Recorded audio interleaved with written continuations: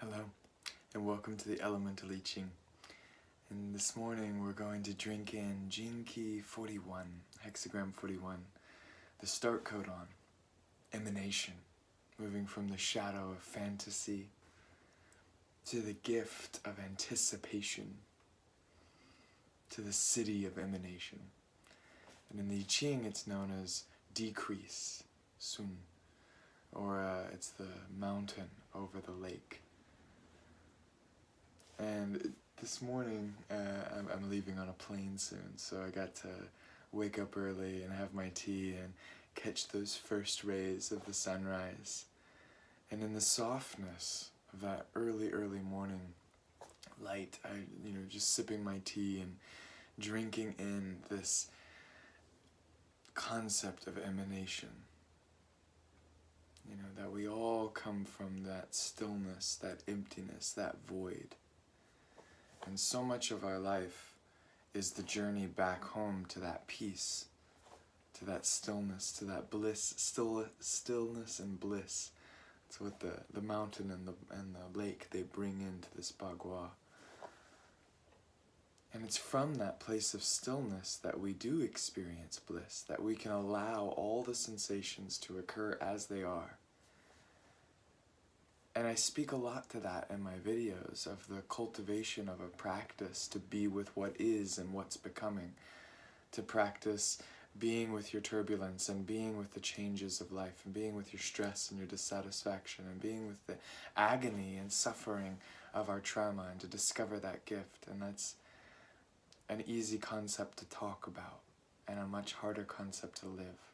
And I just want to honor this hero's journey that we're all on.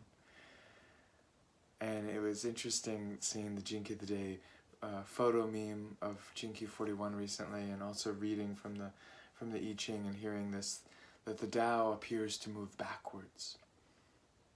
That these inner and outer cycles of returning back to that prenatal chi, that unified state of connection that we had in the womb and beyond the womb. And then the hero's journey of being a human, being an individuated soul, goes through this whole process of separation and fermentation and dissolution, all of these alchemical principles that take us and rip us apart, burn us apart, calcination, all this in order to coagulate, to distill, to conjoin back home into that gold, that living gold of who we are. So in the shadow, that's a fantasy. We dream about that state, but we don't manifest that state. And we stay stuck in the illusions of the mind and in what we hope will happen. And we can feel the stress, the overwhelming stress of our dissatisfaction with this moment, right? The mountain and the lake, that feeling of overwhelm, that feeling of not having enough, that feeling of not being enough, that feeling of this isn't right, this time period in my life is not right, and I fantasize about something in the future. And fantasy itself is not bad, not wrong, but if we bypass the present moment of living our life, then fantasy becomes that escape, and it's not actually helping our stress, right? Giving up won't help us relax. And true relaxation is not giving up, which is why anticipation, the gift of anticipation, is about relaxing the body, restraint, to allow vitality to emerge naturally from each moment. Anticipation is the sensual waiting. It's the ecstatic sensual moment, sensation of waiting, and allowing the blueprints of the future to emerge through the present moment. That feeling, that change is not only coming, but it is occurring. It's constantly occurring. Every cell in our body is constantly shedding and dying and becoming something new. Every moment is this repeatless, toroidal motion.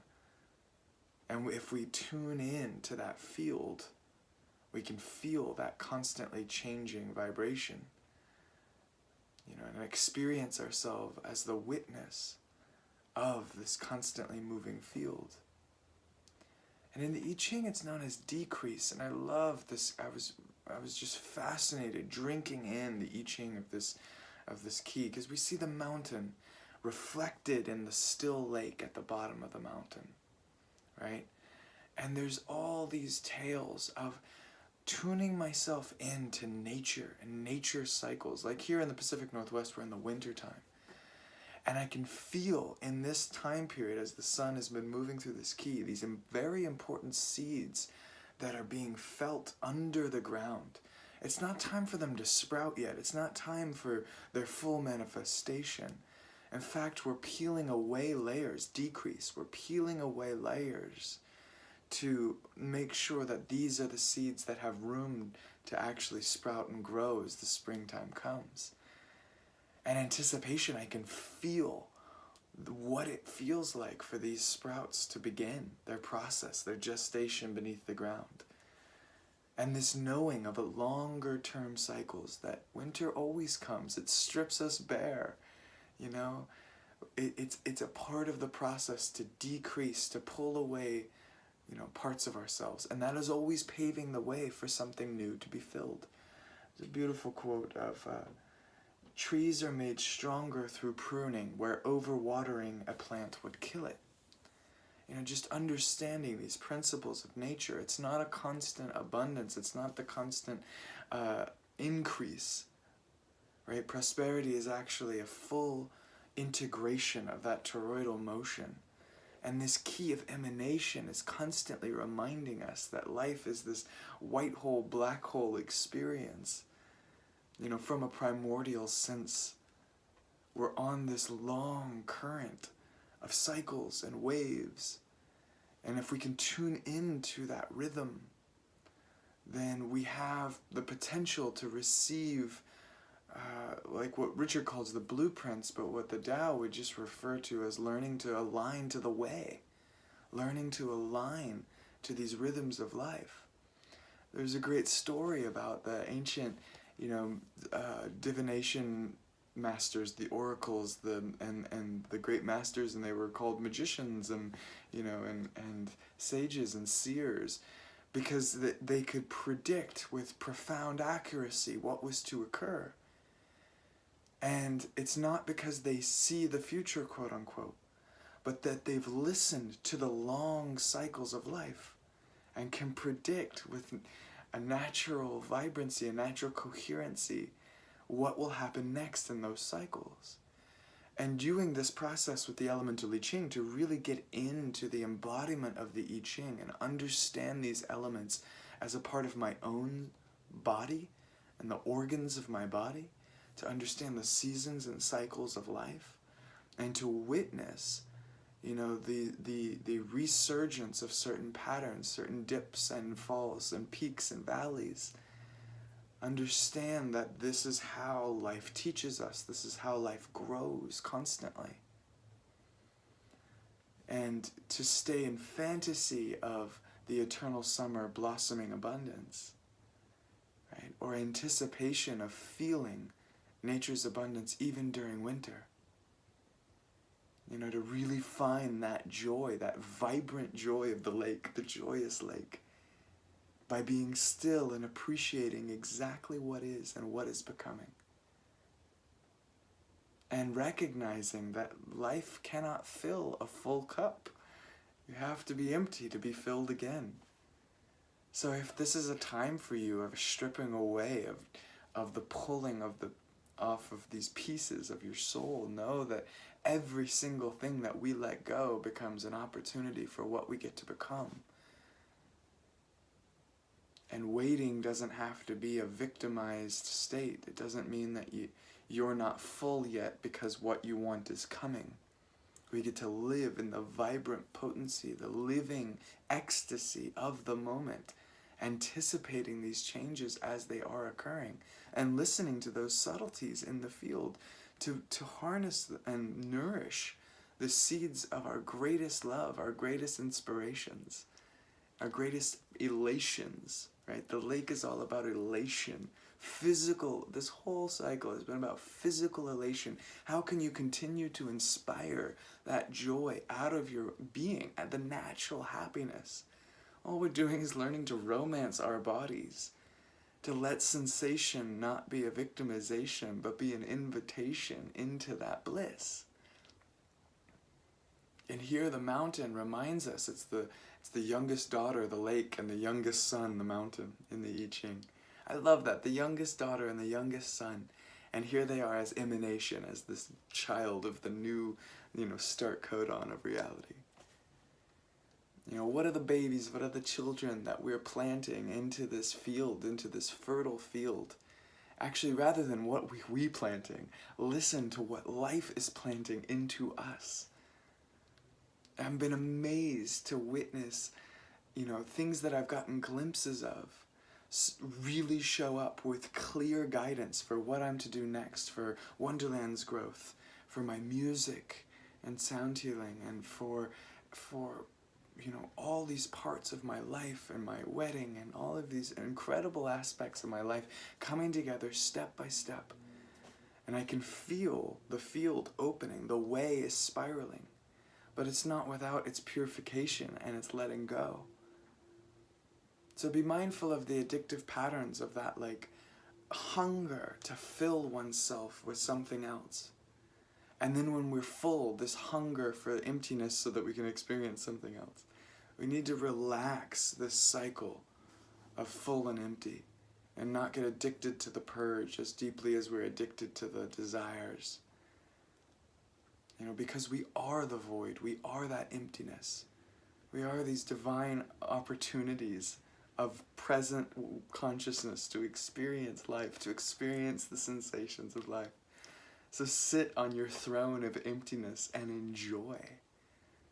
That's my invitation and this key. And pay attention to the little signs and synchronicities. What are the seeds that are being gestated beneath the ground right now in your life?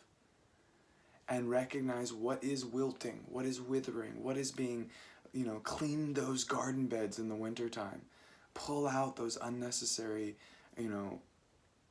foliage and weeds and things that won't serve the new blossoming. It may not be time to plant seeds specifically into the ground. We got to wait for those last frosts, right? But it's important to clear the bed, to decrease, to pull things away so that something new can grow. And if this black hole of life is ripping you to shreds, know that this is a part of the grand process. And when you yield, you become strong. And when you're strong, you have more capacity to yield.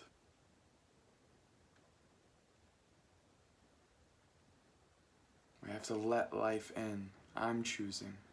And I invite all my friends and families and connections and friends to let life in, to receive the teachings of this moment. It's not easy on this pathway to being at ease. But you're not alone either.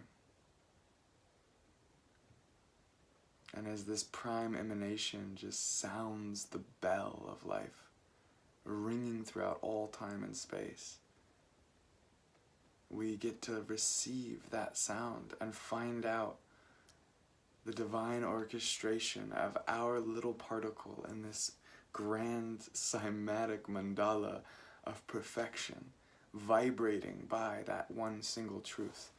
And not religions, not gene keys, not myths, not anything, but that defining, refining, conspiring to breathe with, right? The pronoia of the universe, that sneaking suspicion that the universe is conspiring for our greatest benefit. This unifying principle of love, of the sound of life, the sound of love, the vibration. And we find access to that vibration when we have the courage to sit still and listen without agenda, to soften our judgments and let life in. And yes, go out and manifest. Richard has a pretty strong call in the Gene Keys that says, non-genius dreams while genius manifests. And also know that this key is about decrease. It's actually about stripping away parts of that agenda that need to accomplish that thing as an external validation of my worth and truth, a hunger. Whereas anticipation sits in that knowingness and lets the emanation emerge naturally, natural vitality, natural joy, by restraining our impulses until the right time to act.